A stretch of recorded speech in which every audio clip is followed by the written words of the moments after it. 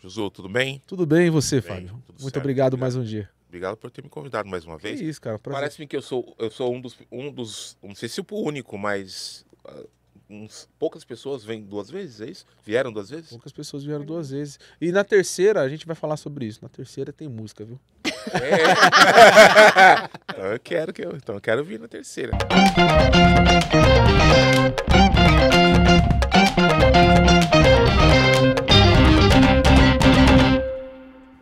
Sejam muito bem-vindos e bem-vindas a mais um episódio do TechSec Podcast. Que momento, senhoras e senhores. E aí, meu mano Gustavo... É brincadeira. Hoje o Gustavo não tá na casa, então, Gustavo, um abraço. Mas hoje a gente tem uma pessoa super especial aqui, Simone Santos. Seja bem-vinda. Obrigada, Josu. Muito obrigada pelo convite, estou muito feliz de estar aqui. Eu já faço parte, né, um pouquinho aí da família TechSec. Na verdade, eu faço do outro lado das câmeras, fazendo os cortes e as revisões dos episódios. Então, para mim, é uma honra estar aqui. E eu estou muito feliz até mesmo porque eu comento que, para mim, o TechSec é meu conteúdo semanal ali de entendimento, sair um pouquinho da minha bolha ali, saber um pouquinho mais de tecnologia. E estar sentada aqui é uma honra. Então, obrigado pelo convite e vamos lá. Boa, muito bom. E aí, pessoal, antes da gente começar nesse episódio com a Simone aqui na nossa mesa, Simone, a gente vai colocar aqui suas redes sociais. Eu queria convidar vocês para curtir, enfim, entre no QR Code aqui, que está aqui do lado direito da sua tela, para acompanhar lá o nosso canal de corte. O TechSec Podcast agora tem um canal de cortes oficial. Então, o episódio de hoje, por exemplo, a gente vai ter os melhores insights nessa vida super corrida que você tem. Esse episódio vai ser um episódio longo, então você pode assistir esse episódio que você está assistindo agora na íntegra, ou você pode acessar o canal de cortes, pegar os insights e compartilhar com as pessoas, familiares, etc e tal. Beleza? Lado direito, curta, compartilha e comente muito. Beleza? Antes de mais nada, vamos aos nossos apoiadores. E eu vou começar pela Hacker Rangers. A Hacker Rangers, que é a única plataforma 100% gamificada do mundo para conscientização em cibersegurança nas empresas. E deixa eu te perguntar uma coisa. Você consegue saber com precisão se os seus colaboradores estão realmente evitando seu e-mail de phishing ou se eles não chegaram a vê-lo? É uma tarefa difícil de quantificar, não é? Mas com PhishOS você consegue ter essas e outras informações que ajudam a deixar o seu treinamento em cibersegurança ainda mais eficaz. O programa foi criado com base no Niche Phishing Scale e conta com diversas simulações envolvendo situações e marcas reais.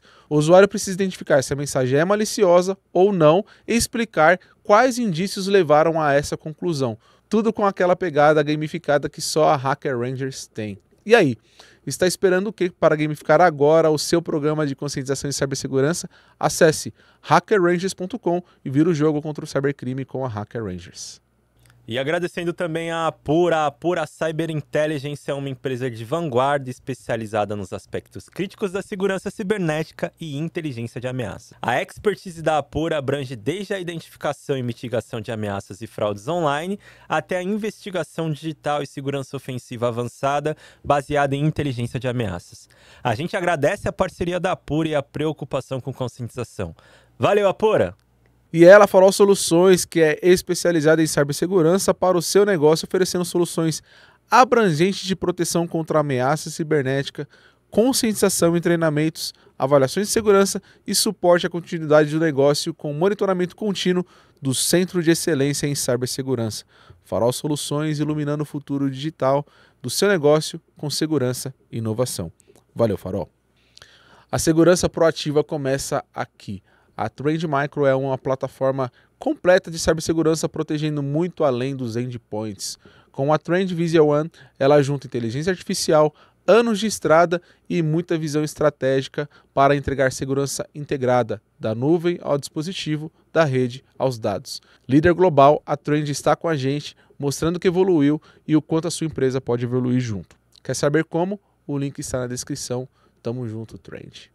E para você, líder de empresa, você que quer eternizar a sua marca, G2 brindes personalizados com diversas categorias, com cadernetas, canetas, chaveiros, ecológicos, kits, itens de mousepad, itens para bebidas, passeios, viagens, tecnologia. Chama o pessoal da G2, fala que viu no TechSec, que com certeza eles darão uma atenção mega especial para vocês. E agora, senhoras e senhores, vamos ao nosso super convidado, que hoje eu não vou fazer aquela tradicional apresentação, porque eu convido vocês E aí, produção, eu vou convidar vocês também, desafio. Coloca aqui o episódio 88, onde o nosso amigo, irmão, parceiro, Fábio Braz esteve aqui pela primeira vez e hoje ele vem mais uma vez para contar mais um pouco da sua história aqui. Então seja muito bem-vindo, Fábio Braz. Obrigado. Que momento. Palmas para ele, produção, por favor. Obrigado pelo convite, Josué. Simone. O Gustavo também, que não está conosco, né, mas que a gente falou antes. É um prazer estar aqui com vocês. Me sinto lisonjeado de estar aqui e vamos ter uma conversa maravilhosa. Vamos Isso aí. em frente. Muito bom. Hoje a gente vai fazer o contrário. Eu e você, a gente entrevista Simone, brincadeira. Gustavo, o Fábio já tá aqui há um tempo. Já sou da casa, né? Já estou habituado. Brincadeiras à parte. Entrevista. Seja muito bem-vindo. Prazer Obrigado. ter você aqui de novo. Como a gente falou lá atrás, você é uma baita referência pra gente. Obrigado. O Gustavo tinha comentado, eu comentei também. Então, muito bom ter você aqui mais uma vez. Fabião, e aí antes da gente começar, temos presentes pra você. Isso aqui tudo é presente. Bom, Dos maravilhoso. nossos apoiadores, então a Pura, Farol Soluções, Trend Micro, Hacker Rangers e a mais querida TechSec Podcast. Muito Você bom. vai levar isso aqui tudo no Eu final. tenho os tá? adesivos até hoje no meu notebook em casa da primeira vez que eu Bom, vim. e a gente tem a caneca nova aí, que é a mais famosa, você vai gostar bastante. Obrigado pelos presentes. Beleza? Muito bom. E aí, se você não viu o primeiro Momento Fun Fact do Fábio, de novo, entre lá no episódio 88. Mas a gente Boa. vai dar a chance de você ter mais um episódio Fun Fact do Fábio, e mais do que isso, Fábio. Segunda vez no TechSec. Na terceira você pede música. Opa, maravilha! Maravilha, não vejo Beleza? a hora. Não vejo a hora, quero ser convidado então. Boa. Então vamos lá. Momento Fun Fact com Fábio Braz. Tan, tarararam, tan, tan. Vai lá, meu velho. Vamos lá. Bom, eu vou falar de um que foi recente, que é das minhas maiores paixões, que é o Corinthians. Eu fui no jogo, na final do Campeonato Paulista, contra o Palmeiras, com meu filho, com o menor, que inclusive começou a trabalhar, que eu te falei, que é o Matheus. E a gente vai muito pro estádio, só que esse jogo era um jogo muito importante para quem é corintiano fanático, e a gente não tinha conseguido ingresso, a gente estava triste, já meio que tinha entendido que não iria, e aí, repentinamente, fomos convidados para ir para um camarote, e foi um momento mágico, assim, foi um jogo maravilhoso. Conhecemos o Basílio, que é um campeão mundial, um campeão de 77, fomos num camarote com ele, tiramos foto, e o que acho que é mágico é que são lembranças que eu, com ele como pai e filho, a gente passou momentos ali que vão ficar para a posteridade, assim, ele vai contar para os filhos dele, a minha área, inclusive, que é uma área que a gente tem um ritmo de trabalho muito forte, a gente automaticamente a gente fala, tem que cuidar da família, tem que estar com a família, mas a prática é muito difícil fazer isso. Então, para mim, acho que isso foi especial, assim, ele ficou muito marcante para ele aquele momento, e ele vai lembrar que foi o momento que ele passou com o pai dele. Então, Que legal. maravilhoso. Que legal. Como é o nome dele? Matheus. Um abraço, Matheus.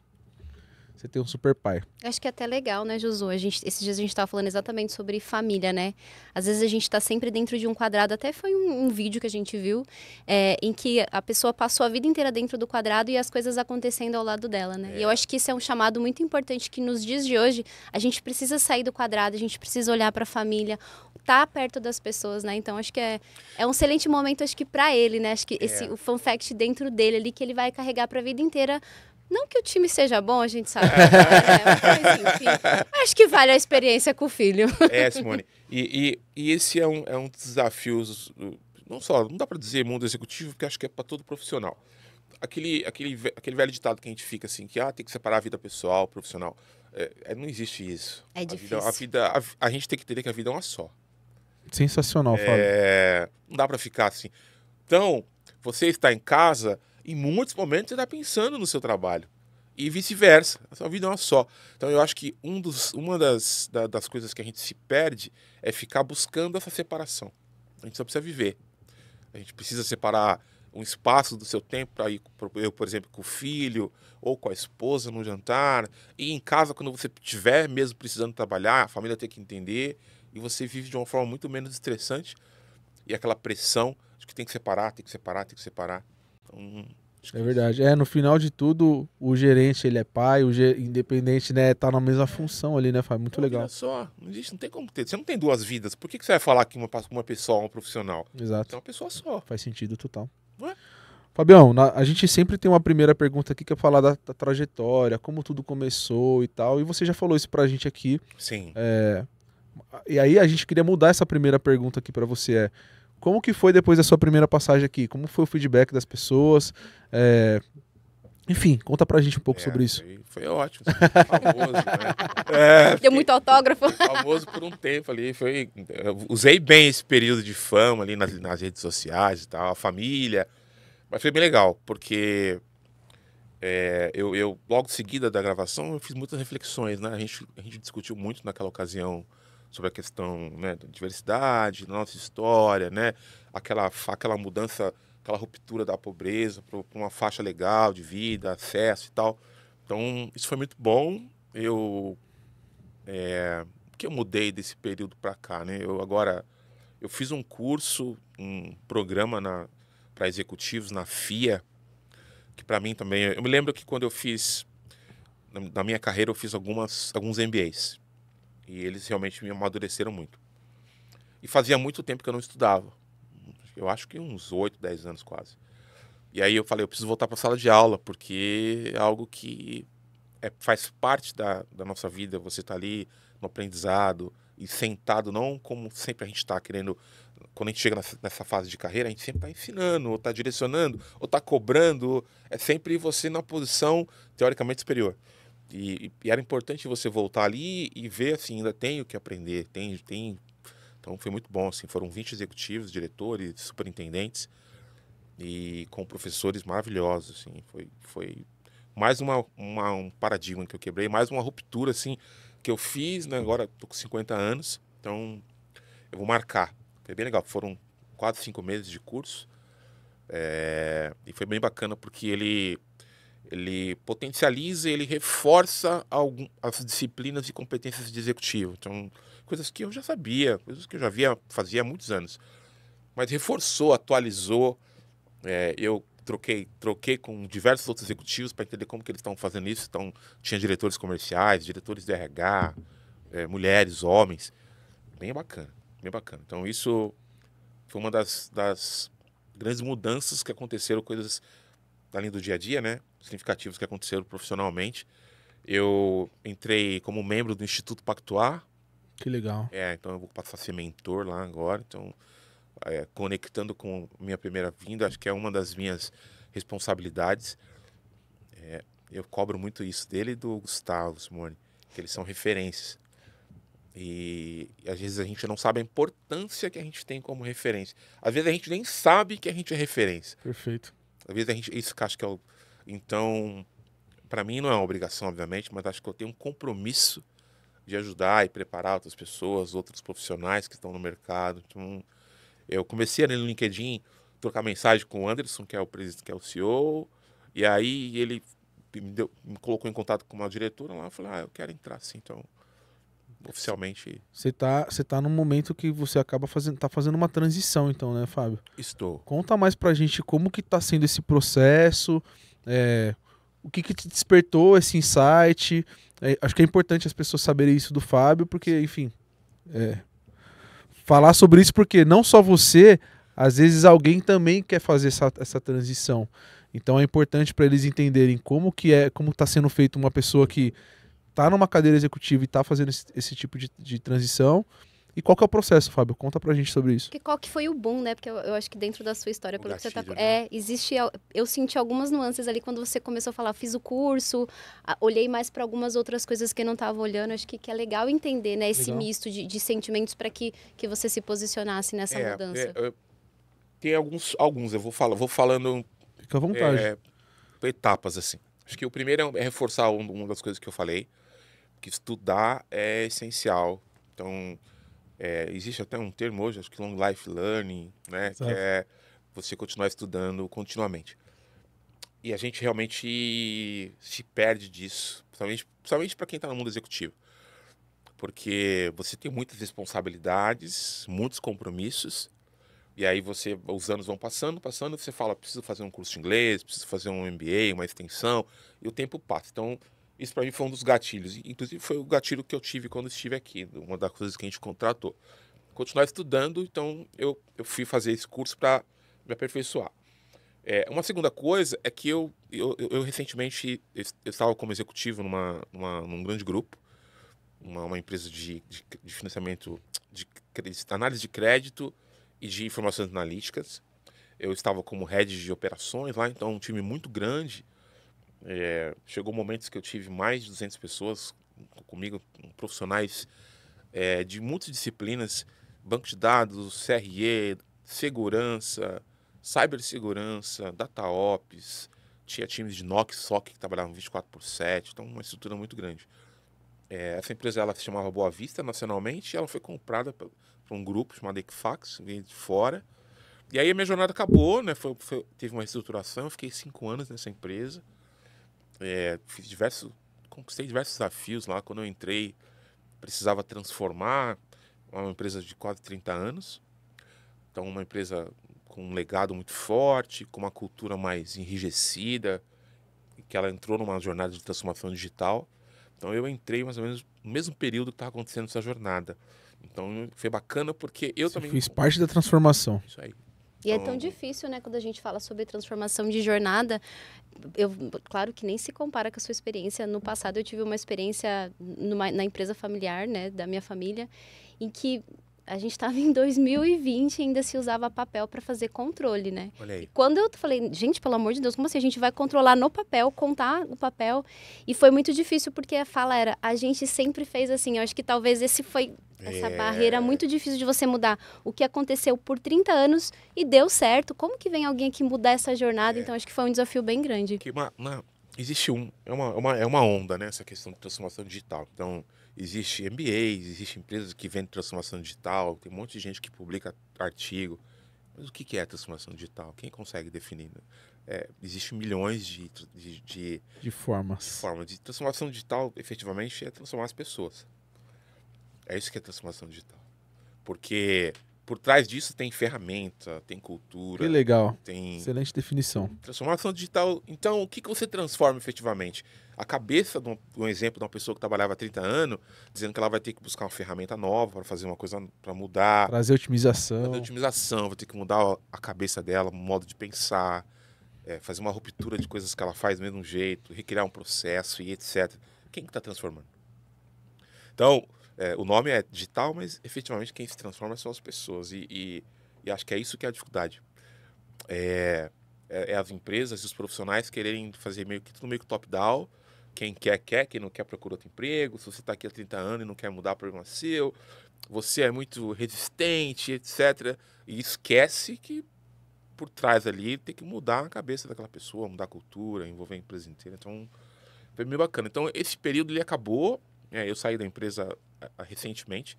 Teve diversas conquistas, assim, preparação de pessoas, aumentamos a receita da empresa, fizemos migração para a nuvem. Foi uma experiência muito segurança, então aumentamos a maturidade de segurança da empresa, trouxemos ferramentas novas, deixou a empresa num nível de maturidade muito alto para ataque, para disciplina de cibersegurança. Então, ponto de vista de defesa, né? Pegamos o caderno do NIST, levamos na risca, ISO 27001, LGPD, porque é uma empresa que trata dados. Então tem que estar com tudo debaixo do braço ali, né? Debaixo do braço. Então eu já tinha bastante experiência e eu amplifiquei por 20 essa experiência. Eu fiquei 5 anos, eu entrei nessa empresa como gerente e saí como um head. Então para mim também foi um avanço de carreira. E o que eu estou fazendo agora? Primeira coisa, virei professor. Muito bom. Então eu sempre tive o sonho de ser professor, por ter, na minha jornada, ter tido ótimos mestres, pessoas que sempre me orientaram muito bem, que foram referências de vida, que fizeram eu sair ali de uma zona de vitimismo, de que, puxa, tive dificuldade na minha vida e ficar naquilo ali, sempre me chacoalharam, falaram, ok, tá entendido que você teve dificuldade, mas agora você precisa sair, mudar e você ir atrás mesmo de mudar isso, porque ninguém vai fazer por ti. Então... E aí eu entendi que agora, depois de 30 anos trabalhando no mercado corporativo, eu posso pegar teoricamente, esse meu desejo que estava ali meio que incutido, né? Transformar em realidade e multiplicar isso para outras pessoas. Então, já estou vendo umas 4 instituições para dar curso de MBA, uma delas já fechei. Mas também estou ainda olhando o mercado corporativo, porque Perfeito. A gente sabe que professor no nosso país, infelizmente, não é a atividade mais remunerada. Deveria ser. Que ganha milhões, porque preparar uma pessoa é algo muito importante e significativo. Então, eu já nessa transição que eu estou fazendo da saída da Equifax, eu já estou dando aula e continuo olhando oportunidades e desafios. Então, Excelente. acho que eu vou até olhar aqui. Acho que o que é o bacana da minha disponibilidade é eu ter passado por uma jornada numa grande empresa, uma empresa que olha para todos os serviços de tecnologia atuais que tem e consegui, eu acho que uma coisa que sem modéstia à parte, eu trabalho muito bem com pessoas, eu consigo formar muito bem talentos, gerentes. Então, nesse período que eu estive lá, eu formei 5 gerentes que eram garotos e eu saí todos eles como um cargo de gerente. Então, para mim, isso é bem bacana. Com certeza, baita case. Então, estou nessa disponibilidade, Josué. E uma terceira coisa que eu possivelmente vou olhar, mas com um pouco mais de calma, é o trabalho de consultoria. Eu vou olhar para esses 3 pilares: professor, docência. Então, eu estou olhando para dar aula em MBA, para dar aula em conselhos, cursos de conselhos.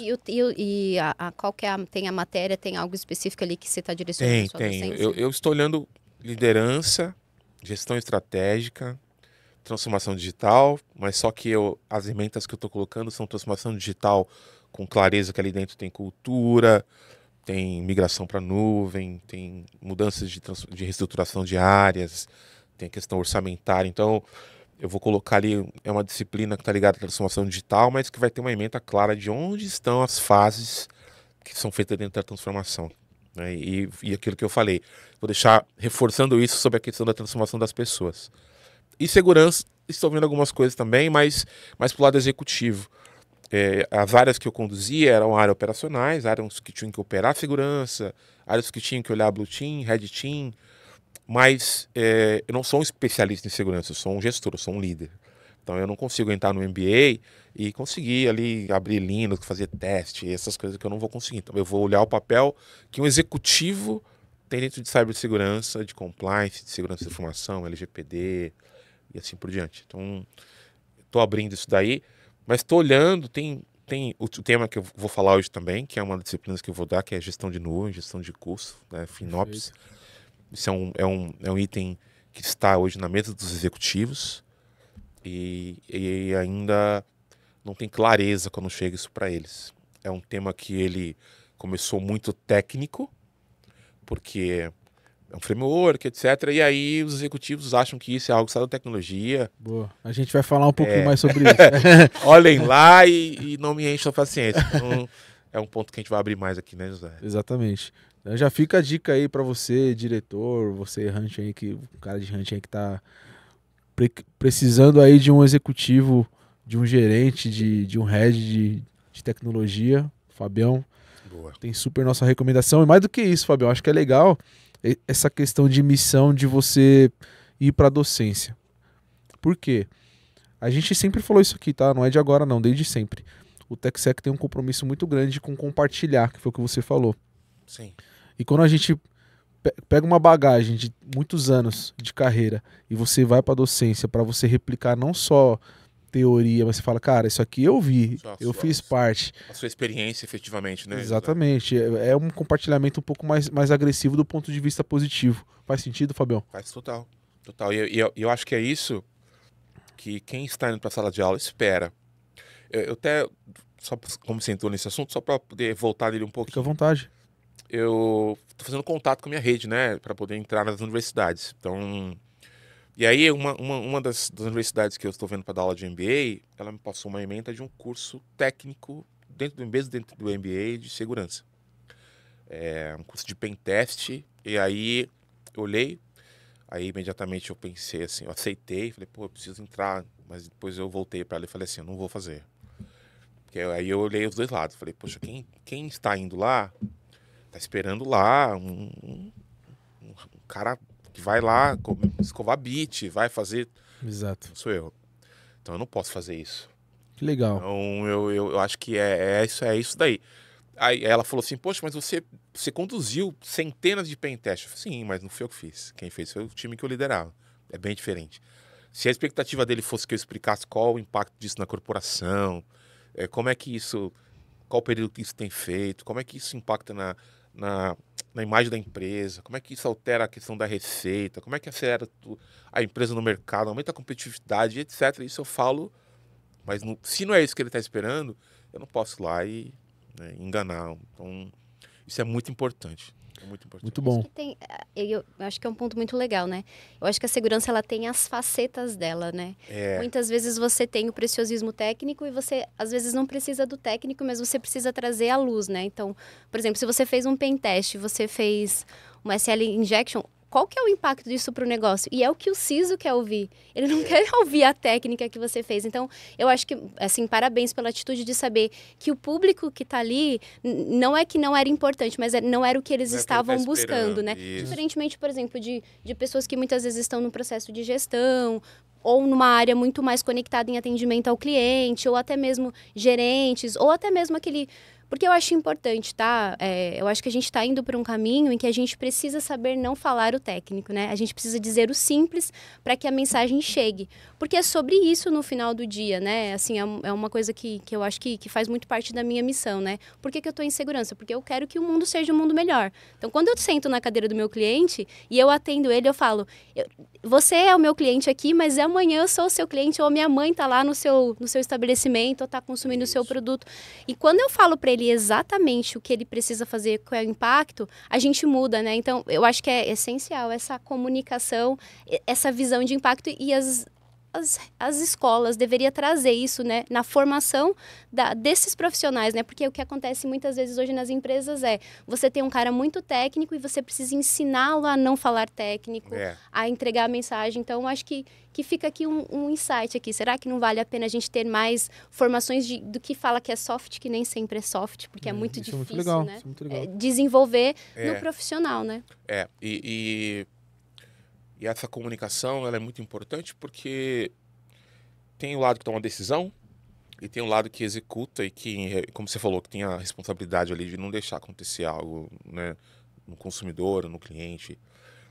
E às vezes a comunicação desses dois é muito difícil. Exatamente. A ponte, quem faz essa ponte? É muito difícil. Porque o especialista fala, mas esse cara é burro, já falei isso um monte de vezes.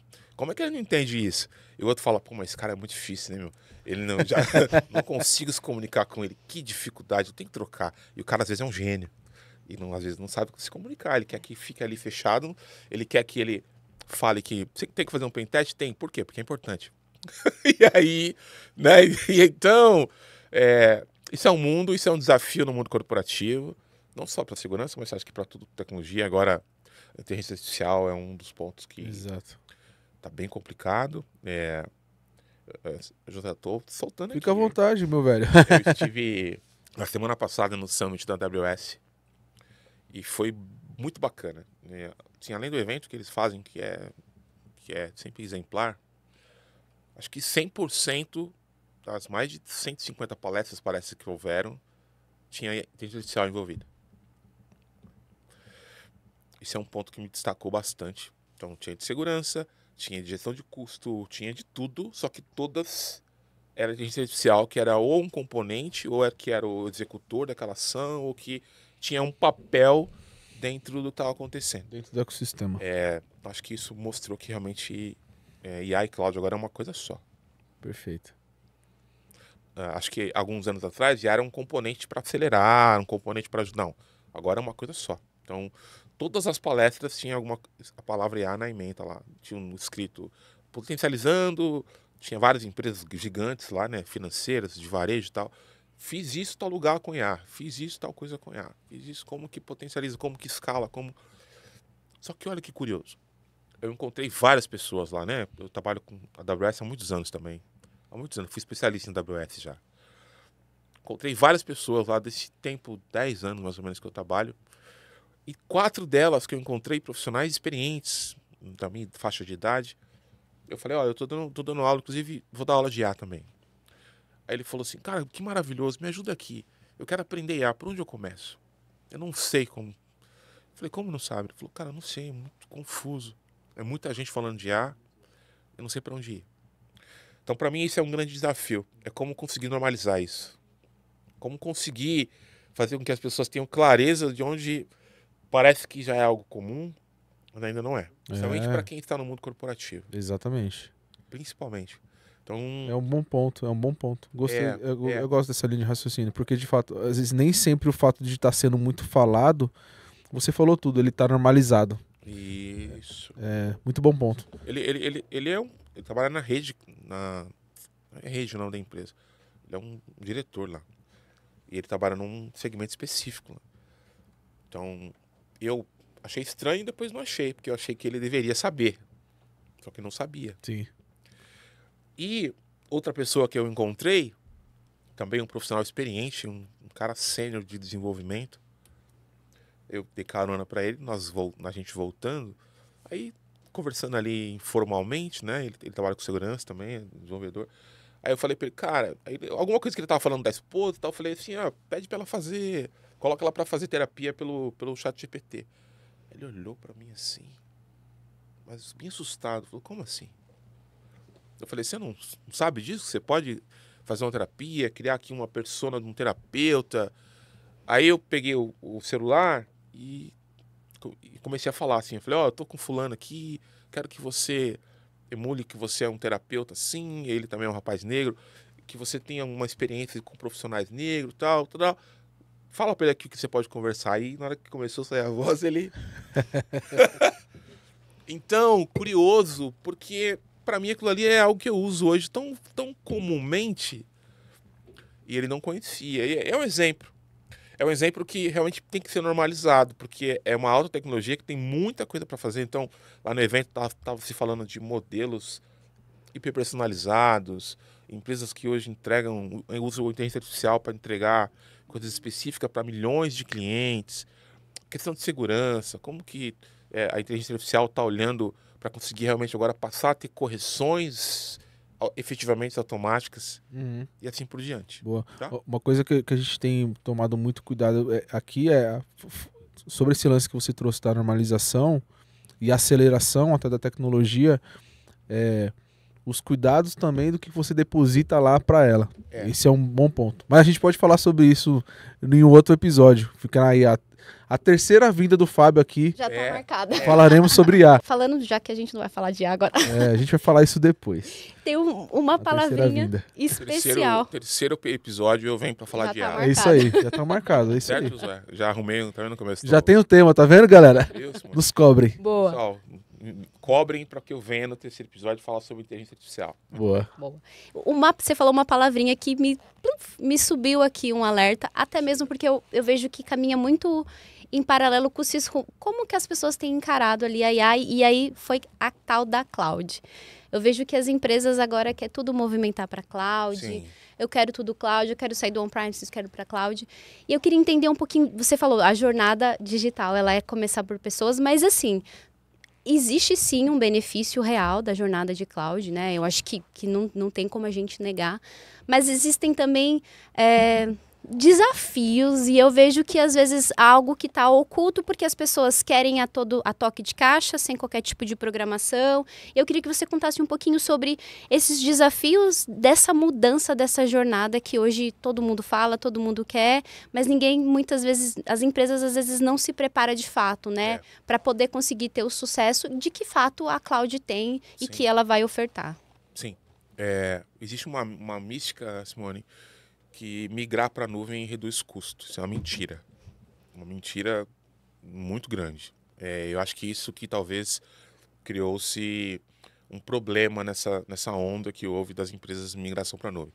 Muitos, no começo, quando começou isso, colocou-se que era essa questão, e aí depois viram que os custos estavam 2, 3 vezes maior do que ele tinha no on-premise e executivos enlouquecidos. Então, esse é o primeiro ponto. E o segundo ponto é que, para que serve dentro da jornada de transformação, que a migração para a nuvem é só um dos pontos dentro de uma jornada, para que serve a migração? Para você aumentar a competitividade da sua empresa, para você conseguir escalar os seus produtos, para você conseguir potencializar receitas e para você conseguir efetivamente garantir para o seu cliente que você vai conseguir ter uma vida longa para seja o que você vende ou consome ou fornece assim por diante. Então, e aí eu falei sobre a questão do custo, né? Sim. Se ele aumenta, então como faz, né? Então Uhum. aí é que é um dos pontos que a gente vai conversar aqui, que é como conduzir essa gestão de custo, como fazer isso. Existe hoje um framework, né, famoso de FinOps, mas a migração para a nuvem é inevitável. Eu acho que ainda existem muitas empresas, muito grandes empresas que têm ambientes on-premise muito grandes. Não vai ser o fim dos fornecedores de data center, porque, teoricamente, é lá que está a nuvem, né? Então, de qualquer forma, a nuvem ela é só uma camada que criou-se para você conseguir gerenciar de forma por demanda, com escala, e que muda. O que muda? Existe duas formas de você conduzir e gerenciar orçamento. Você tem como OPEX, que é o dinheiro de operacional, e tem como CAPEX, que é de investimento. Perfeito. Quando você usava só on-premise, um data center, você pegava lá 50 milhões, comprava um servidor, storage, fazia um contrato com uma empresa grande, e aí isso você ficava ali de 5, 6, 10 anos depreciando e acabou. Quando você chegou à nuvem, você monta um orçamento baseado especificamente no que você tem de plano estratégico na empresa. Aí que mudou. Então, olha, os executivos decidiram que esse ano a gente vai conquistar mais 5 mil clientes. Esses 5 mil clientes, eles vão consumir esse produto, isso. Então, você olha toda a cadeia da empresa. Qual é a cadeia que precisa para conseguir precificar aquele produto? E agora, a nuvem, ela virou um dos insumos daquele produto. Perfeito. Então, quando eu preciso entregar um produto, vou dar um exemplo hipotético, esse copo, ele tem uma linha de produção e o serviço que roda lá para poder, né, da fábrica para poder fazer o desenho, etc., roda na nuvem. Quando eu precifico agora, eu consigo pegar o preço da nuvem e colocar como um insumo, que antes, quando eu tinha um data center, ele tinha uma fortuna que eu tinha que colocar para comprar, eu não tinha. Ele era menos elástico, né? Era Agora menos você elástico, consegue. eu tinha que tirar um investimento e um dinheiro muito grande e investir e acreditar que aquela minha fábrica, depois de 5 anos, ela ia me dar o retorno, o ROI daqueles milhões que eu investi no CAPEX e acreditar. E aí muitas vezes quebrava e eu tinha um prejuízo. Agora não, agora eu tenho um risco muito mais administrado. Eu pago pela quantidade de copo que eu fabrico e pago só isso. Se eu quiser fabricar, não, o mercado esse ano não tá para copo. Então beleza, então eu não vou ter despesa. Perfeito. Ah, eu vou fabricar 1 milhão de copos, então eu vou ter a despesa de 1 milhão de copos. E agora, se o mercado tivesse ruim, eu tivesse gastado 50 milhões para comprar ou colocar no data center, como eu ia fazer? Acho que essa é a grande diferença. É um bom exemplo.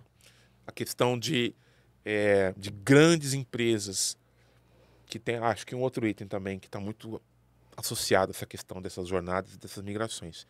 Sistemas muito complexos e que dependem de grandes cargas de processamento, tem muito dados, então ainda existem sistemas de alta plataforma como Mainframe, AS400 e muitos outros que ainda estão lá. Existem grandes bancos que têm bilhões de informações que estão em jornadas há muitos anos, a Itaú, Bradesco, estão há muitos e muitos anos fazendo migração para a nuvem, estão ainda com frentes, estão conseguindo chegar lá, mas você pode ver o tempo que eles estão demorando para conseguir fazer isso. É muito complexo. Você comentou algumas vezes aqui sobre FinOps. Sim. Você falou sobre a cadeira, quando você vai lecionar sobre esse tema, a gente vai falar sobre isso um pouquinho mais na frente. Sim. Mas nem todo mundo sabe o que é FinOps. Então, o nosso público aqui tem pessoas que é Bacana. de segurança, tem pessoas que são estudantes. Então, dê a definição do que é FinOps, Fabião. Bom, FinOps é gestão de custo de nuvem, basicamente. Existe hoje um framework que foi criado para fazer gestão de FinOps. É uma instituição chamada FinOps Foundation, foi criada em 2021, dentro de uma outra instituição chamada Linux Foundation, que é mundial. Então, essa, inclusive, está muito associada a temas de segurança, muito forte. E dentro dele, você tem alguns pilares, tem todo o framework que você segue, tem processo, tem um modelo, mas, basicamente, eu entendo como 3 grandes pilares. O primeiro, controlar a eficiência e o gasto de tudo que tem dentro da nuvem. Uhum. Então, você tem que ter pessoas, tem que ter time, tem que ter processo para controlar isso. O segundo, fazer governança disso.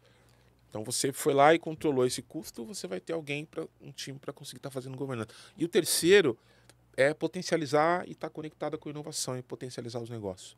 Então, dentro de esses frameworks, tudo que tem dentro do processo, tem um livro famoso, tem uma comunidade, tem comunidades mundiais, tem uma comunidade aqui no Brasil. Inclusive, semana retrasada, eu estive na Unicamp e fiz uma palestra num dos meetups, que acontece meetups. As grandes empresas daqui do Brasil já participam dessa comunidade e eu fui convidado para participar desse meetup para falar sobre isso. O papel de FinOps na alta liderança e como os executivos precisam se conectar com esse ponto, que é um ponto muito operacional, que é um ponto que é uma responsabilidade de toda a corporação. FinOps é algo cultural e organizacional para todo mundo e se vê muito ainda como uma responsabilidade de saúde e tecnologia. Então, eu não tinha falado que migrar para a nuvem não é redução, aumenta o custo. Teoricamente, se eu falei que transformação é algo da empresa inteira, e aí quando tem esse custo que vai para a nuvem, como é algo técnico, sempre se associa muito à área de tecnologia. Então, o CIO ou o CTO é quem é cobrado do que a empresa inteira está gastando. E aí que é o grande desafio, é fazer isso ser algo corporativo, envolver produto, envolver segurança, envolver engenharia, envolver o RH, envolver o financeiro. Uma mudança de cultura mesmo, né? Total. É muito mais na raiz, né? Da empresa como um todo. Mas você acha que o FinOps ele vem antes ou depois de uma migração? Assim, por exemplo, você acha que o FinOps tem que ser considerado no processo de decisão de mudança de cloud? Ou ele pode ser posterior ali? Como que ele tem que ser utilizado? Se você for pensar em montar a estrutura de time que vai conduzir isso, ele tem que ser decidido junto. Porque tem que começar desde o momento que você está começando a criar os seus serviços dentro da nuvem. Então, você vai escalando, né? Então, vou dar um exemplo. Eu tenho um data center que eu tenho lá rodando 10 produtos da minha empresa. Uhum. E aí, quando você faz uma jornada de migração para a nuvem, geralmente você vai um por um, né? Então, vamos ver se o primeiro dá certo. Então, nesse primeiro, você já tem que ter um time de FinOps acompanhando. Já tendo ali guardrails, que é o que a gente chama, controles, tendo relatórios, tendo ferramenta, comunicando todos os envolvidos como que ele vai acompanhar aquilo ali, envolvendo a liderança, mostrando os relatórios de como é que está o uso, e aí, consecutivamente, escalando, e esse time, inclusive, escalando para mais pessoas para ir gerenciando isso. Então, respondendo a sua pergunta, ele sempre tem que andar junto. Eu acho que isso que é o grande desafio. Associar que FinOps e a produção, não só produção, né? Produção não é um bom nome porque existe ambiente de desenvolvimento, homologação. A entrada na nuvem, os dois têm que sempre começarem juntos. Então, porque faz uma analogia para o mundo que não é nuvem. Quando você cria algo que vai ser o seu insumo, porque a nuvem, o cloud é um insumo de uma empresa. Ou esse insumo ele pode ser usado como só suporte, mas ele é um insumo. Então, uma empresa que fabrica copo, ela não vende produto de tecnologia, né? Não tem lá um software, um sistema, mas ela usa tecnologia para conseguir chegar no valor final do copo. E tem empresa que realmente vende lá, tem um software, tem uma ferramenta que roda na nuvem, também é insumo. Para as duas coisas, na hora que ela começa a criar, ela só tem que estar controlando os custos.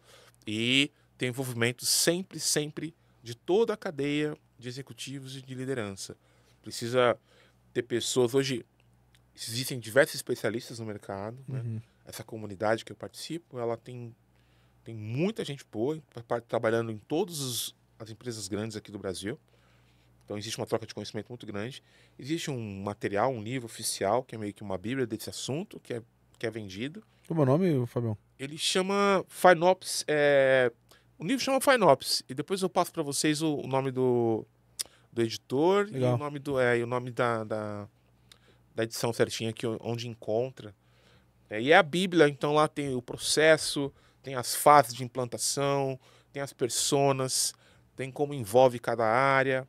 E é esse que é o material. E tem o próprio portal da FinOps Foundation, que é onde ali vai atualizando informações constantemente. esses eventos que acontecem, por exemplo, dia 20 agora de agosto, vai ter um evento, eles fazem eventos mundiais, então chamam FinOps Day. Faz um em cada país.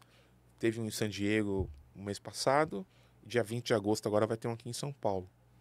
Então, envolve multidões, porque é um assunto mais que emergente e um assunto que está totalmente associado e andando em paralelo com quem fala de novo em transformação digital. Então, quando eu falei que eu vou levar essa disciplina para a questão dos cursos, porque, por exemplo, todas as grandes instituições que eu falei com a FIA, FIAP, FEI, Mackenzie, IBMEC, quem mais? Com a PUC, nenhuma delas trata desse assunto para líderes. E aí, estou conversando com os coordenadores para que eles entendam que isso é um assunto de liderança, é um assunto executivo. Então, um diretor financeiro que não Muito legal. que não entrar nesse assunto vai ficar para trás. É. Quando eu estava fazendo o estudo desse assunto, eu deixei uma anotação aqui e até coloquei aqui para a gente falar sobre isso, que bate muito no que você acabou de dizer. Ó. FinOps, ou FinOps, que você está dizendo, é a ponte entre quem contrata a nuvem e quem paga a conta. Isso. Faz sentido? Não. É exatamente isso.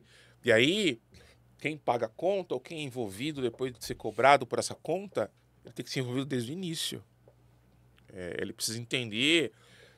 Eu vou te falar algumas personas aqui dentro de uma cadeia. Eu estou falando muita cadeia de tecnologia, porque é onde... Que é o seu mundo também. Meu mundo, empresas de serviço de tecnologia, né? Mas tem em qualquer empresa que usa cloud. Então, o CFO. O CFO, quando monta o orçamento, então eu estou montando um orçamento hoje, aí tem o custo de nuvem, né? Então, no orçamento da empresa vai ter lá 100 milhões que vai ser consumido de nuvem esse ano. Ele é quem vai lá para o presidente e aprovar esse orçamento, porque ele é o homem do dinheiro da empresa. Mais para cá. Ele é o homem do dinheiro da empresa. Se ele não estiver envolvido em todas as frentes de FinOps, como que ele vai prestar conta depois desses 100 milhões que ele aprovou no orçamento? Perfeito. Vai arrumar um problemão. Vai. A área de engenharia, que é a área que, por exemplo, desenvolve os produtos e vai lá potencializando, escalando, se eles não acompanharem FinOps, como é que eles vão justificar que o produto deles é rentável? E assim vai. O RH, qual que é o papel? Multiplicar aquela cultura dentro da empresa, fazer palestras, fazer treinamentos, cobrar as áreas para que participem de todos os workshops e das cerimônias que aconteçam. Então, é algo corporativo, 100% corporativo. E aí, essa área, ela tem que ter um executivo que vai conseguir falar a língua dos outros executivos para convencer eles a ir para essa cerimônia, para participar desse assunto. Não é fácil. Não dá para você convencer um diretor, um CTO, ou um CFO, ou um diretor de produto, ou uma diretora de RH, e você manda um convite para ela falando assim, preciso que você participe dessa reunião aqui, que vai falar do que é FinOps. Ela vai olhar assim, falar, não, de jeito nenhum, tenho o que fazer. Tá maluco? Chama lá o diretor de TI e pede para ele se virar. É isso. Fabião, e como que você acha que tá a tendência disso? A nível de tendência mesmo. Como que você acha? Então, eu acho que está muito potencializado. Vou dar outro exemplo para vocês. Há 5 anos atrás, eu trabalho com FinOps desde 2019. Legal. Antes, inclusive, de ter criado essa fundação. Então, só que não tinha esse nome ainda. Então, só que eu já trabalhava com frentes de redução de custo. Em AWS, especificamente, que eu sou especialista.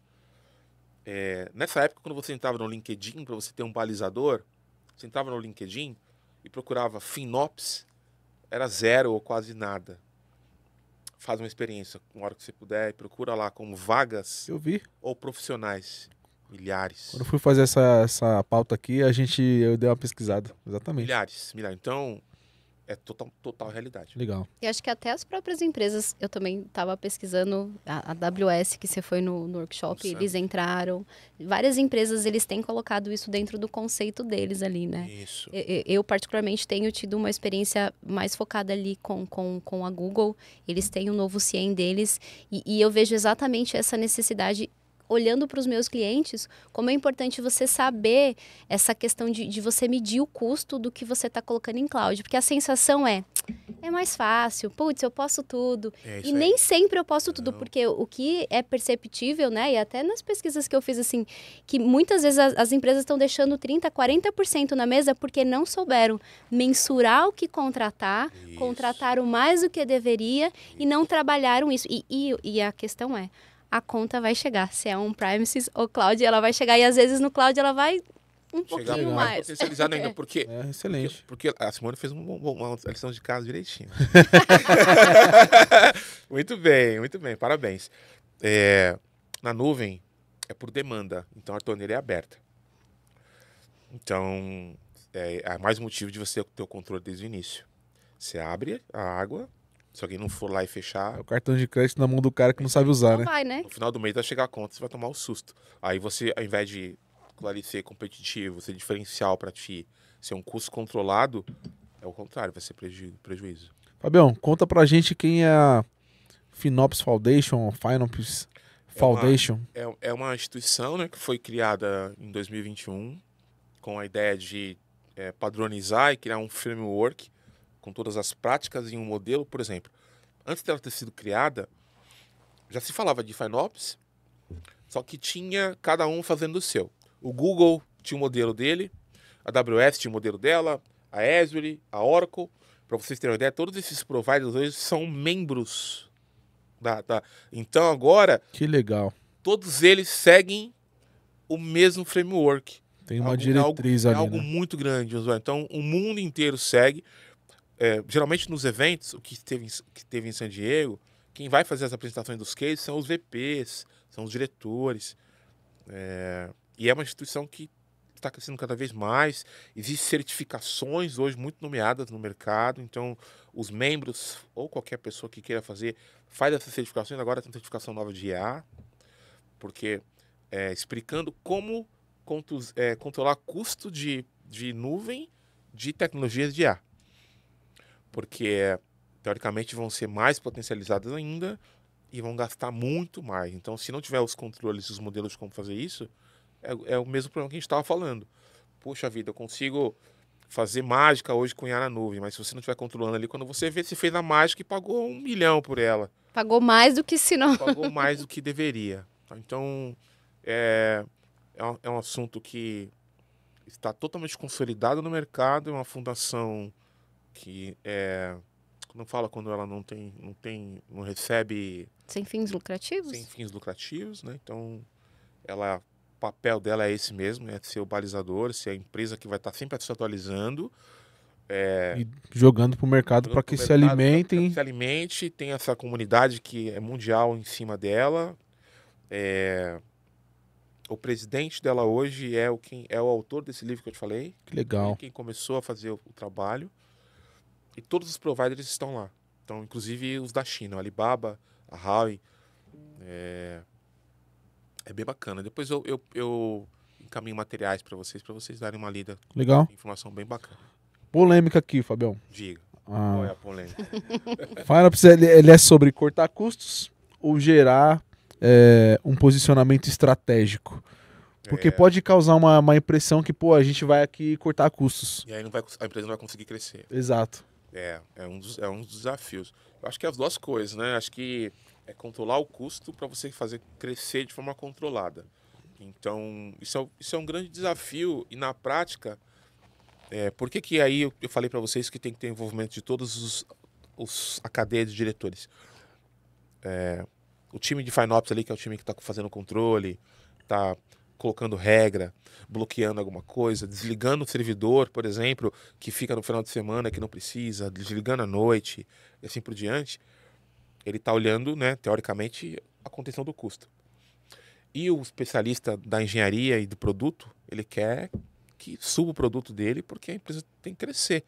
E os dois, às vezes, entram em conflito. Então, se desde o início houve um trabalho colaborativo entre os dois, que o rapaz de FinOps falou, então já me fala então quanto você vai gastar, você tem que fazer antes. Eu te ajudo a fazer a previsão, você não sabe fazer? Eu sou especialista nisso, eu te ajudo. Aí não dá esse problema. Aí você tem as duas coisas, você tem o controle já do custo desde o início e você tem alta performance, inovação e colocando a empresa lá para frente. Então, lembra quando a gente falou qual é os benefícios de usar nuvem? É você conseguir... A Simone é um cliente e ela liga pro fornecedor dela que usa nuvem e ela fala assim, olha, eu vou fazer uma campanha aqui porque o meu concorrente lançou algo novo e eu preciso para amanhã. Com a nuvem você faz. Porque você consegue escalar isso muito rápido. Isso é o benefício da nuvem. Se eu tivesse on-premise, eu ia falar para ele assim, nossa, eu preciso de 3 meses, preciso comprar um servidor, vou precisar aumentar o meu contrato lá com tal empresa. Então, é a competitividade, é o time to market, é aumentar a receita, porque ele vai lançar uma super campanha e vai conseguir alavancar o dinheiro da empresa. Um exemplo, um dos serviços que tinha na empresa onde eu estava, ele respondia número de CPFs, se era CPF válido ou não. O sistema era usado na votação do Big Brother. Uhum. Então, toda vez que alguém entrava no site para poder fazer votação, tinha que colocar o CPF lá. E aí ele ia lá na empresa e constava se o CPF era válido. Milhões de pessoas. Milhões. Você imagina a estrutura que tinha que estar por trás para atender esses milhões. Tua disponibilidade, né? Só que eu não precisaria ter essa estrutura o tempo todo, certo? Porque o Big Brother era só à noite. Sim. Então, na hora que ia começar o Big Brother, Uma rajada, né? dava a rajada e subia o ambiente, ficava ali 5 horas funcionando só. E depois eu baixava. Que exemplo legal pra galera. Porque você para pensar assim, às vezes você vai fazer a previsão de budget, né, ali dentro da reunião, e aí você coloca um budget muito mais alto, porque você, muitas vezes, por ter a necessidade do on-premise, você precisa daquela estrutura Você tá física. com ele usando ou não. Agora, né? quando você tem a nuvem, você consegue, não necessariamente colocar aquele valor pronto, mas você consegue redistribuir e ter um budget que você consegue até aumentar a sua, sei lá, visão. Às vezes você quer aumentar, implementar algo de segurança, então você consegue melhorar até a sua estrutura mesmo, como um todo, né? Isso mesmo. Então, por isso, tá vendo como todas as nossas falas vão para o que eu falei? Não falamos de custo aí, tá vendo? Falamos do quê? De escala, de potenciar resultado. Você viu como o custo ele tem que ser controlado, mas não é o principal ganho da questão do sinônimo da nuvem. Por isso que o FinOps está ali conectado para poder controlar isso. Perfeito. Não necessariamente que você vai ter que gastar menos ou mais. É diferente, é controlar. Por isso que foi legal quando a gente comentou de cultura, né? Uma questão cultural. Ô, Fábio, a gente sabe, a gente está conversando muito aqui com você, com a Simone, sobre o lance de... A gente sabe que tem vários benefícios da migração para a nuvem. Sim. Mas quais são os cuidados, além desses que você já citou alguns, Sim. que são importantes as pessoas terem durante esse processo de migração? Ótimo, boa pergunta. Bom, primeiro você conseguir deixar claro para a empresa que a jornada e a migração é da empresa inteira, não é de tecnologia. Isso é o primeiro erro. Então, muitos executivos se enganam, é um erro talvez até inocente, de falar assim, não, eu vou ser o dono disso porque eu vou ser promovido depois e vou ser o cara aqui. Então, eu sou o diretor, sei lá, de tecnologia, eu vou dizer que eu sou o responsável pela migração, e aí na hora que dá problema, ele é o primeiro que corta a cabeça. Então, ele tem que chegar no presidente, chamar todos os pares dele, se leva e falar assim, ó, essa jornada aqui é nossa. Chamar o CFO, chamar o RH, chamar produtos, chamar jurídico, porque vai ter que tratar muitas coisas com os clientes. O jurídico é muito, muito envolvido. Então, esse é o primeiro desafio. Quem não faz isso, tem problema. Uhum. E os problemas acontecerão. E muitos, muitos. Esse é o primeiro. O segundo é você entrar dentro da empresa com a cultura realmente de mudança de pensamentos, de conhecimento. Então, quanto mais a empresa, mais antiga a empresa, mais profissionais você vai ter que entende de negócio, entende de tecnologias mais legadas. Então, respondendo, colocando isso como um bullet, é saber tratar as pessoas. Você vai precisar conseguir ter que falar com elas, explicar para elas a importância delas nessa jornada, nessa mudança, que elas vão ter que fazer treinamentos, que elas vão ter que entender que elas vão continuar sendo importantes para a empresa.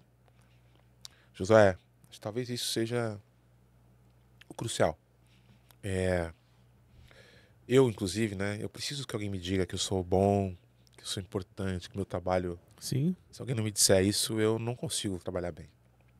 E às vezes você ali tá num alto nível tão alto, olhando um negócio tão grande, que envolve tanto dinheiro. Você não tá preocupado ali se o Fábio tá entendendo o que tá acontecendo. Você quer que o Fábio faça e pronto. Ele não recebe todo mês. Ele não tá aqui. Por que eu tenho que estar ali? Não. Eu já ouvi essa frase, mais uma vez. E aí é complicado, porque você fica em loop. Esse cara, ele vai fazer, só que ele não vai fazer do jeito que teria que fazer. Sim. Esse cara vai sair da empresa, e aí esse cara é o que conhece o sistema, o botão que aperta, que não sei o que mais. Aí você, na hora que você migra o sistema, ninguém te falou que não tinha uma função específica É verdade. ali. É verdade. E aí você pode perder o cliente, você fica numa crise horas e dias para tentar descobrir. Uhum. E às vezes você até recontrata aquele cara que saiu, porque é só ele que conhece o sistema de 30 anos. Então as pessoas é essencial. Outro ponto, orçamento.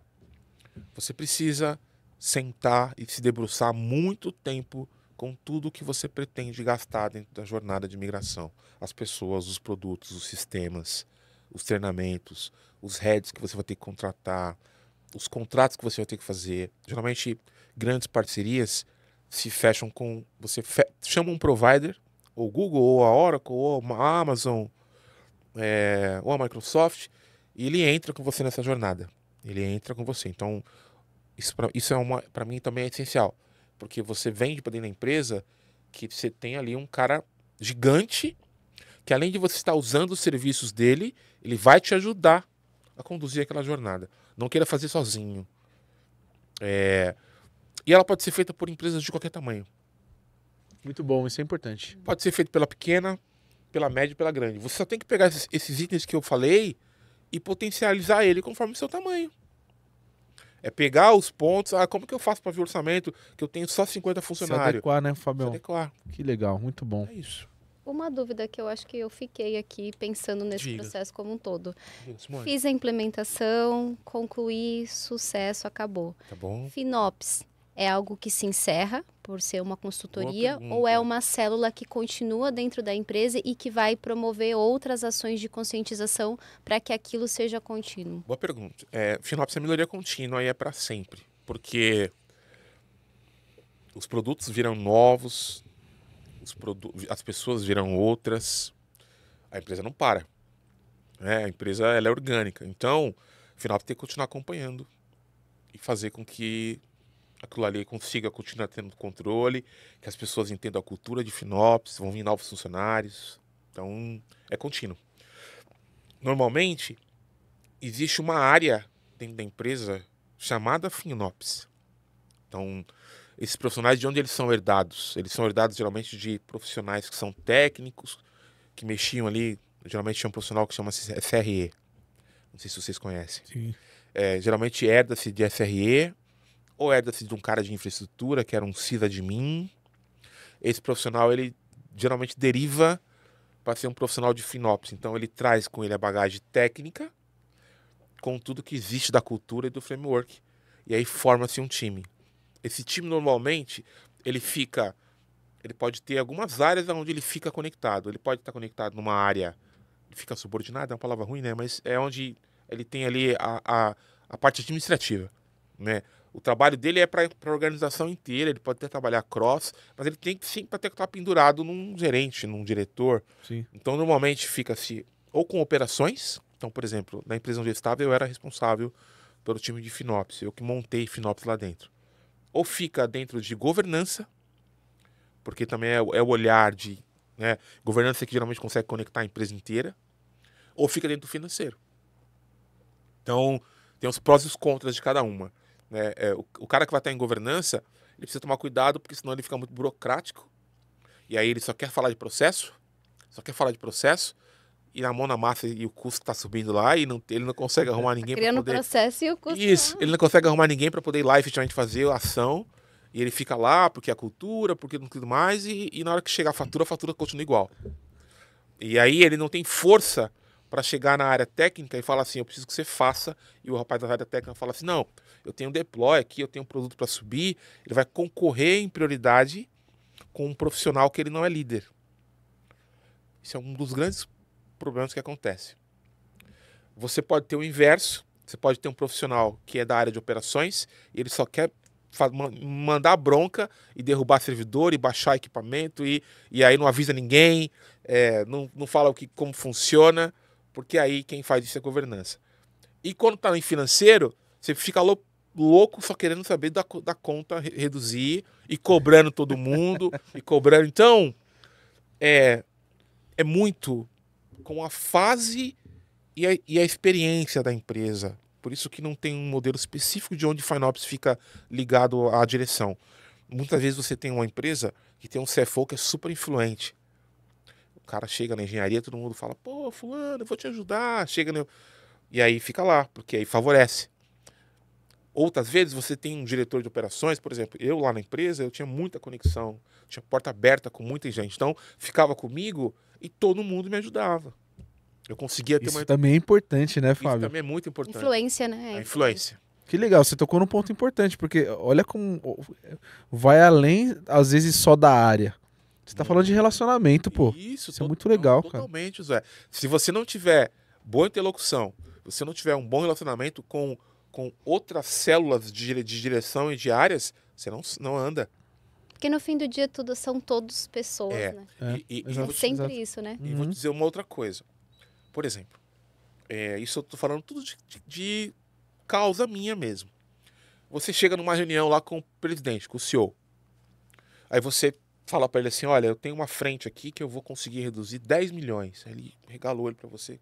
Vai, ótimo, faça agora. Tá de carta verde. Aí dá meia hora, entra outra reunião, aí entra o diretor da área de produtos e fala assim, ó, eu preciso dos 10 milhões, porque senão eu não entrego aqui e esses clientes aqui vão sair da empresa. Aí ele fala, não. Então, se os dois não tiverem alinhado antes, esses dois diretores, fica nisso. Verdade. E aí nada anda. E é realmente um correr atrás do rabo, porque tá bom, aí ele fala, ó, Fábio, não vai cortar os 10 milhões, imagina, nós vamos perder os clientes grandes, deixa o fulano fazer. Aí na hora que chega o custo da nuvem no outro mês, ele tá enlouquecido. Como assim? E aí fica.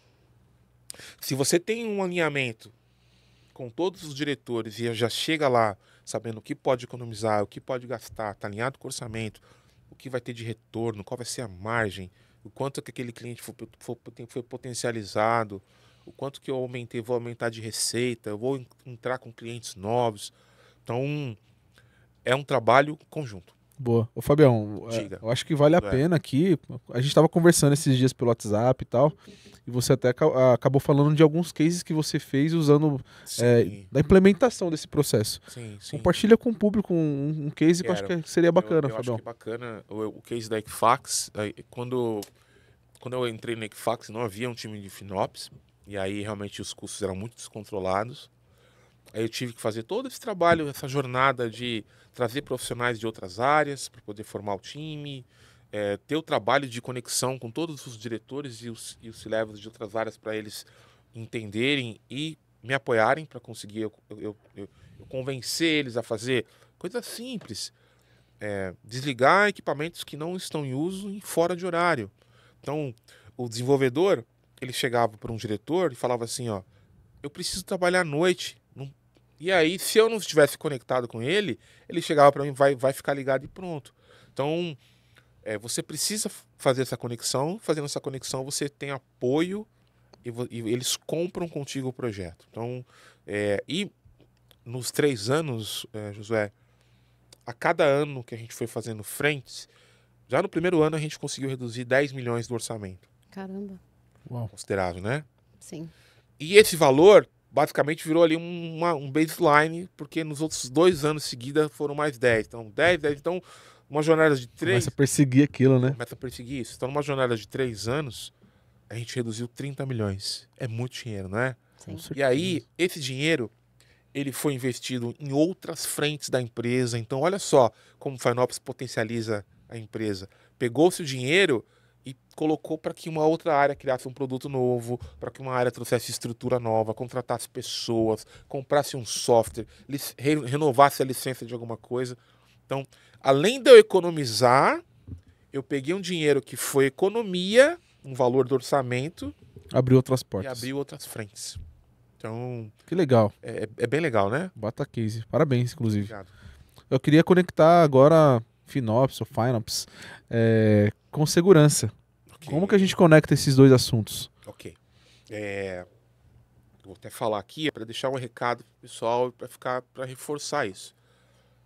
FinOps é 100% conectado com segurança. Com cyber, ou com compliance, ou com normas. Vou te dar alguns exemplos. Fica à vontade. De cyber, por exemplo. Chega um certo momento de você migrar para a nuvem, principalmente quando as jornadas de nuvem, geralmente elas são muito aceleradas, né? Então, várias pessoas trabalhando ao mesmo tempo, vários servidores e vários serviços subindo. Ok. E aí, segurança é o último a ser visto, né? Eu preciso subir, tem time, preciso subir. Subiu. Aí subiu 20, tá usando 2. Porque tinha que, na hora que estava ali durante a transformação, precisava fazer teste e tal. Os 18 ficaram ali parados. E o que acontece se eu não estou atualizando? O que acontece se eu vou deixar aberto Exato. para invasão? Verdade. Vou deixar aberto para ameaças. Então, se eu tenho um time de FinOps controlando rigorosamente aquilo ali, eu automaticamente estou trabalhando na cibersegurança. Automaticamente. Então, isso é bem importante. Outra coisa que pode acontecer, se eu tenho um incidente de segurança, alguém está invadindo um servidor, ou mandou ali um SQL injection, ou mandou um scan, alguma coisa num equipamento, e o equipamento começou a ter um uso descontrolado, e a memória começou a subir, o uso dos discos, e aquilo ali é custo. Se eu tenho um controle claro do que aquilo está gastando, e já consigo dimensionar e mostrar para o CISO, ele já sabe depois, quando for prestar conta daquele ataque, daquele incidente, exatamente qual foi o prejuízo financeiro da empresa. Então, e aí a gente vai com diversos outros exemplos. Então, Sim. tudo que está relacionado a LGPD, então você hoje ter controles específicos, existe um processo dentro de FinOps que chama-se tagueamentos. Você ter controles de tags específicos para segurança quando for prestar conta de auditorias. A segurança chega e fala: qual ferramenta você usa para controlar a gestão de acesso ou qualquer coisa parecida? Eu uso tal ferramenta.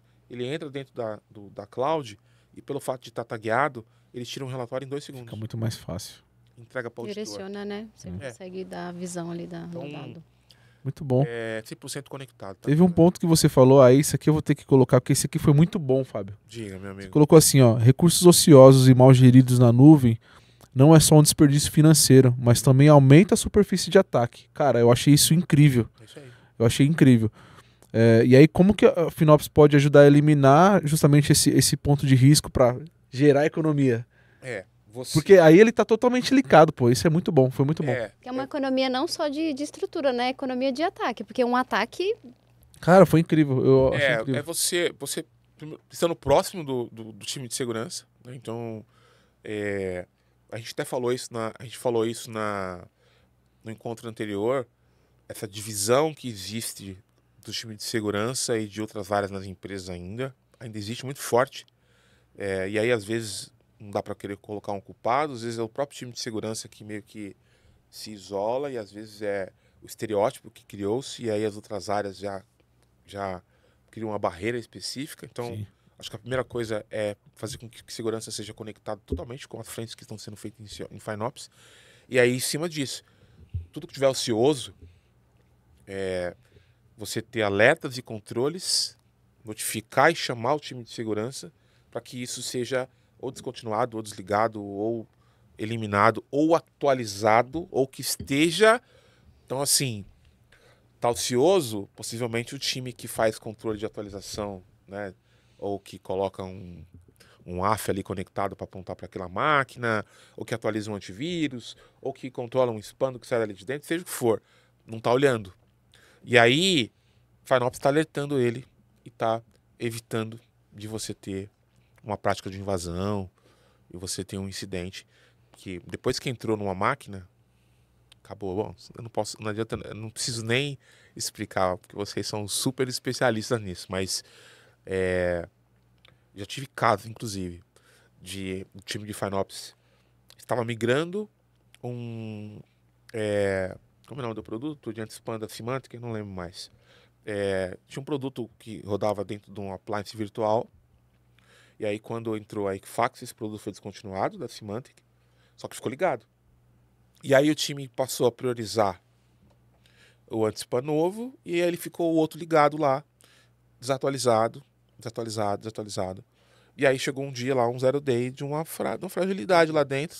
E aí tivemos que parar a empresa inteira para poder ir lá, ou desligava ele, e aí não podia desligar porque ainda tinha alguns apontamentos menores para ele. Bom, aí vocês imaginam como foi. Então, como a Equifax é uma empresa que ela tem como referência segurança, a frase que a gente ouviu dos alto escalão de segurança que veio o lançamento de fora, se vocês não resolverem em 24 horas, vocês podem desligar todos os produtos. Não importa qual vai ser a consequência. Não importa se todos os clientes vão parar. Não pode ter problema de vazamento de dados aqui dentro. Caraca.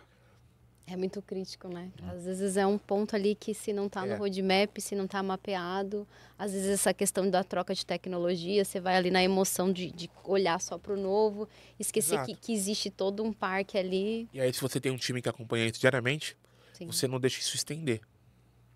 O time de segurança vai colocar a culpa no time de operações, que o time de operações que tinha que ter desligado o servidor. O que você falou, fica meu papel foi definir qual era a nova ferramenta. Ele montou uma máquina para mim, eu coloquei lá e coloquei para produzir. Não sou eu que estou acompanhando mais aquela máquina. Aí o time de operações vai dizer assim, mas o cara de segurança não falou para eu desligar, eu pensei que ele estava usando ainda. É sempre o deixa que eu deixo, né? Deixa que eu deixo. Aí é invadido e aí, no final a gente já sabe. Fabião, o que vem por aí? Quais são as novidades? Qual que é o futuro de FinOps? Eu acho que o mais provável é a questão de inteligência artificial. Não tem muito como fugir disso. Inteligência artificial é o ponto que está conectado com todas as frentes e não seria ser diferente de FinOps. O que vai ser isso na prática?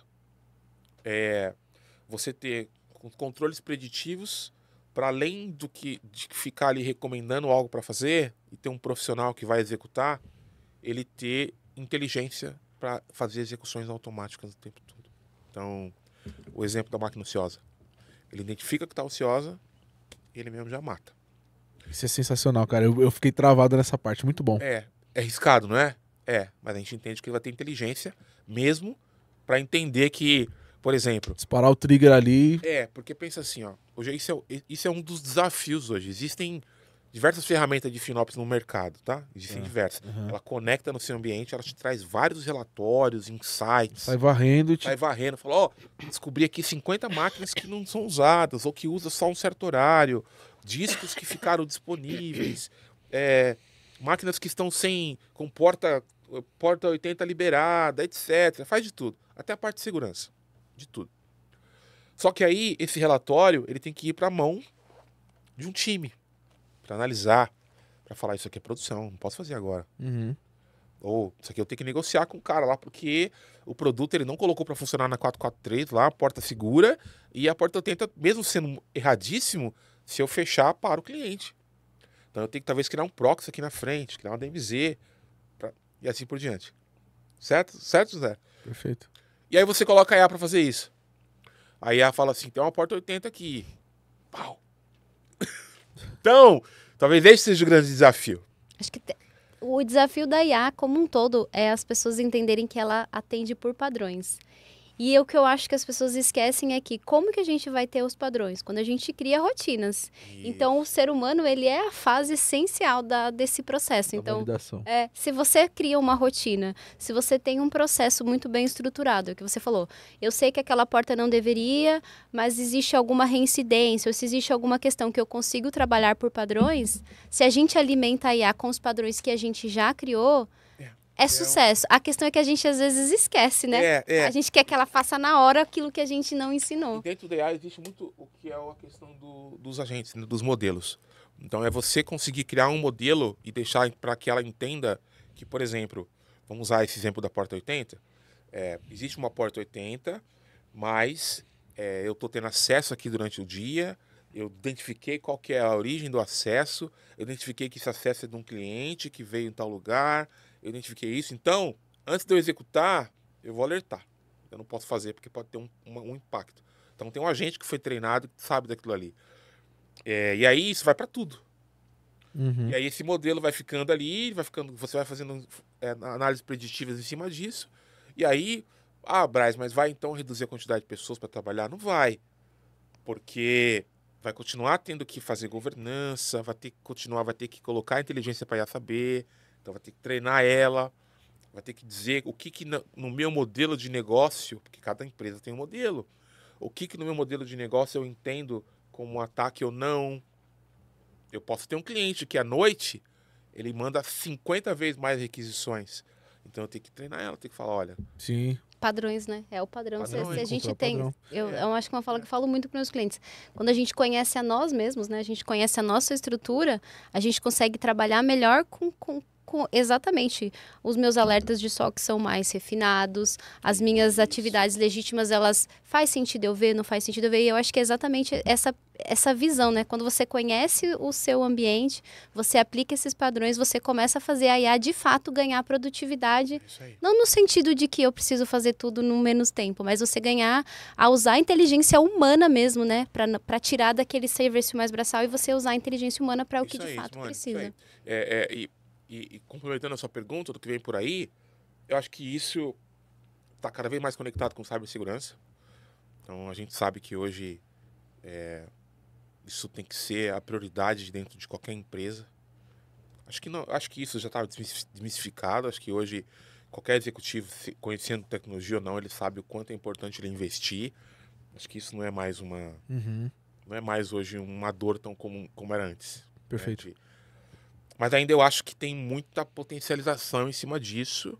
Então, o exemplo que eu dei de cloud, do evento, que cloud e IA é a mesma coisa, não dá para dizer de cibersegurança. Então, acho que o futuro, talvez é a gente falar essa frase, que IA e cibersegurança estão cada vez mais juntas. Hoje é algo muito incipiente ainda e que depende muito, muito ainda do especialista e da análise humana, porque a complexidade é muito grande. E aí, às vezes, algo que você vai fazer para corrigir ou para prevenir alguma coisa pode ter um impacto no negócio muito grande. E com o nível de competitividade que existe no mercado hoje, você ter essa reputação, não só por ataque, mas também porque fez coisa errada e ficou parado um tempão, Sim. é igual, né, cada um na sua potência, mas também prejudica muito. Exato. Fabião, vamos pro nosso minuto no terminal? Bora. Bate-bola, jogo rápido, podemos começar? Bora. Boa. Vamos lá. Então vamos lá. Começando o minuto no terminal. Fabião, qual sua maior inspiração? Bom, eu tenho algumas, tá? Eu vou falar, até olhar pra cá, ó. Bom, minha mãe e meu pai, acho que pra mim será eternamente que me direcionaram. Eu perdi os dois muito cedo. Perdi com 15 anos, eu já não tinha nem pai nem mãe, então deixaram uma referência pra mim muito grande, um legado. Minha esposa, que me acompanha há mais de 25 anos, né? Então passamos altos e baixos. E o meu irmão, que faleceu há 2 anos atrás, quem investiu na minha educação. Boa. Pra mim, não é mais nenhuma só, é mais de uma. Rápido. O livro. Vamos lá. 3 livros. Um só não dá. O primeiro, biografia de Malcolm X. Pra mim, eu li quando eu tinha, acho que 14 ou 15 anos Uau. e transformou minha vida. Depois, um outro livro, quando eu já era ali meio que próximo de adulto, é A Caverna do José Saramago. É um livro que ele faz uma analogia sobre Platão. Eu não conhecia nada de filosofia, nunca nem tinha ouvido falar. Foi bom porque eu aprendi e abriu porta para eu estudar algo muito, muito interessante. Muito interessante, eu gosto muito de filosofia. E o terceiro é O Poder do Hábito. É um livro maravilhoso também, que foi uma ruptura na minha vida. Então, são esses 3. Muito boa.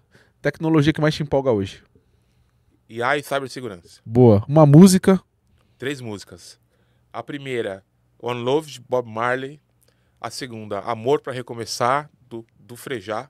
E terceira, Amor dos Deuses, do Fundo de Quintal. Você recarrega a energia com? E no estádio ver o jogo do Corinthians. Boa. Fábio, em uma palavra. Amigo, O futuro? a mim pertence. Muito bom. saindo no minuto no terminal, a gente vai pro momento Bora Conscientizar. Então, Fabião, agora é o momento Bora Conscientizar pra câmera, aquele momento pra você passar aquela mensagem. Bom, primeira coisa, e não tem como eu deixar de falar, José, não foi a pauta do nosso programa hoje aqui, nossa entrevista, mas eu tenho obrigação de falar, é o que eu sempre digo para você sobre a questão da diversidade. Olha só como a gente está diverso aqui hoje também. Ó. Então, a gente é espelho para as pessoas, a gente precisa ser referências. Então, nós como negros, você como mulher em tecnologia, que você sabe também que é um desafio, né? Você está numa empresa de tecnologia, você sabe como que é. E tem pessoas que nos veem como referência, às vezes a gente não sabe, então a gente precisa sempre estar refletindo isso e entender que nós temos uma responsabilidade, não uma obrigação, mas temos uma responsabilidade e ela é muito importante. Quanto mais a gente consegue multiplicar e ajudar o próximo, mais a gente nos ajuda. É maravilhoso isso. Tá? Volto a dizer, terminei um desafio na Equifax, estou olhando desafios novos, né? Sou um executivo aí com mais de 30 anos, conheço multidisciplinas, e meu foco era operações de TI, mas eu conheço tudo de tecnologia. E a minha entrada agora na docência, então agora vou ser chamado de professor. Foi novo porque começando lá, eu fiz o primeiro cadastro lá, aí me mandaram mensagem no WhatsApp assim, professor Fábio.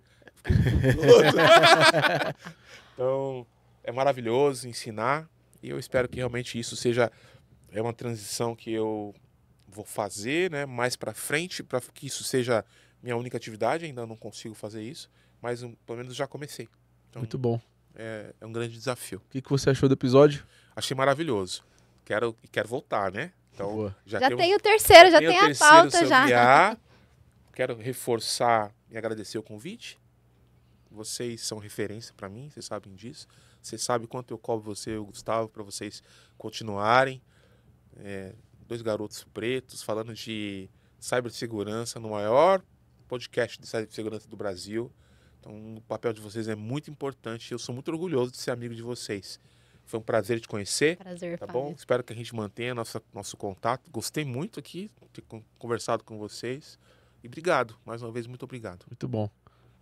Quer se despedir aí do Fábio e da galera? Foi muito bom, prazer, obrigada estar aqui com vocês. Eu acho que eu vou reforçar o que o Fábio falou, né?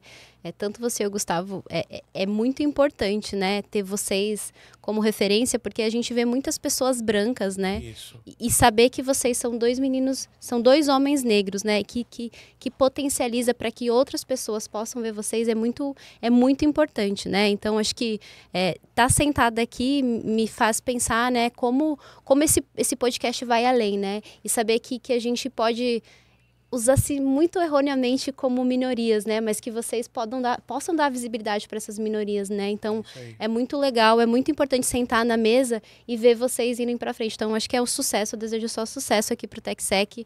Acredito demais nesse projeto e sei que rompe barreiras, né? E é o que eu sempre falo, você que está aí assistindo o episódio, se conecta com Jesus, se conecta com o Fábio, com o Gustavo, esteja próximo deles, participem de eventos, porque são meninos acessíveis, são pessoas acessíveis e que estão querendo colocar vocês no mercado. Então, assim, a oportunidade está aí. Eu vou até fazer um merchan.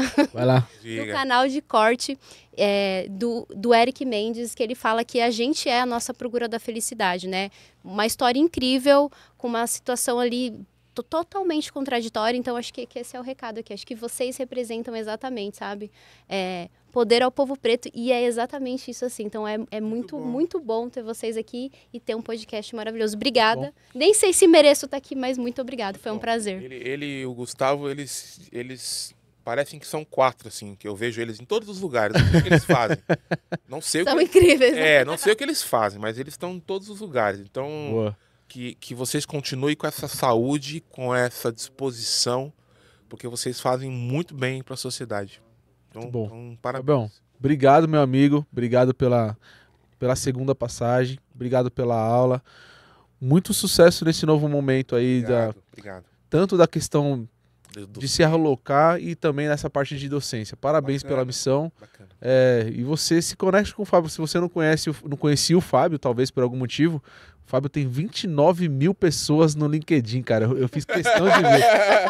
Eixa Vila Belmiro. Então, Fábio, obrigado mais uma vez. Valeu. Sim, obrigado pela parceria, foi muito bom. E você, TechSec, é os nossos apoiadores. Hacker Rangers, Trend Micro, Apura, Farol Soluções, G2 Brindes Personalizados e você, TechSecker, que nos acompanhou até agora. Até o próximo episódio. E bora conscientizar. Boa. Aê. Valeu, foi ótimo. Esse episódio é uma realização do TechSec Podcast, apresentado por Josué Santos e Gustavo Marques. Apoio de Hacker Rangers, Apura, Trend Micro, Farol Soluções e G2 Brindes. Uma produção de Pub Produções.